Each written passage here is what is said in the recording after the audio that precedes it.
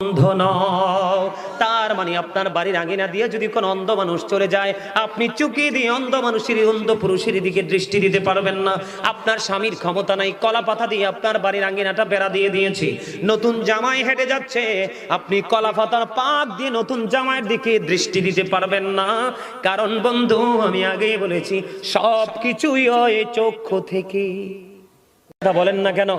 আমি আমার মা বোনদের উদ্দেশ্যে বলবো, মা গো, পর্দা করে চলো, পর্দা ছাড়া কোনো উপায় নেই। আমার বন্ধু হযরতে আব্দুল্লাহ আসতেছে নবীজির কদমে, মাইমুনা সহ। বন্ধুরে আমার আরেকজন ছিলেন নবীজির দরবারে। যখন আব্দুল্লাহ আসতেছে, তখন আমার নবীজি বললেন, তোমরা আত্মগোপন করো। খেয়াল করবেন হাদিস শরীফ, তোমরা কি করো? তার মানে তোমরা এখান থেকে প্রস্থান করো, চলে যাও। ইয়া রাসূলুল্লাহ, আব্দুল্লাহ আসতেছে, আব্দুল্লাহ তো অন্ধ। আমার নবীজি বলেছেন, আব্দুল্লাহ অন্ধ, তোমরা তো অন্ধ নও।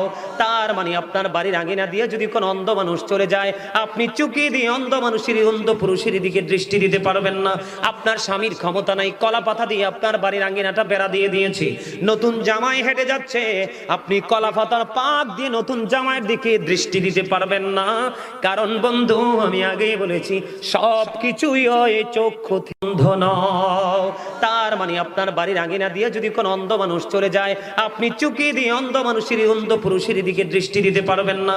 আপনার স্বামীর ক্ষমতা নাই, কলা পাতা দিয়ে আপনার বাড়ির আঙিনাটা বেড়া দিয়ে দিয়েছি, নতুন জামাই হেঁটে যাচ্ছে, আপনি কলা পাতার পাক দিয়ে নতুন জামাইয়ের দিকে দৃষ্টি দিতে পারবেন না।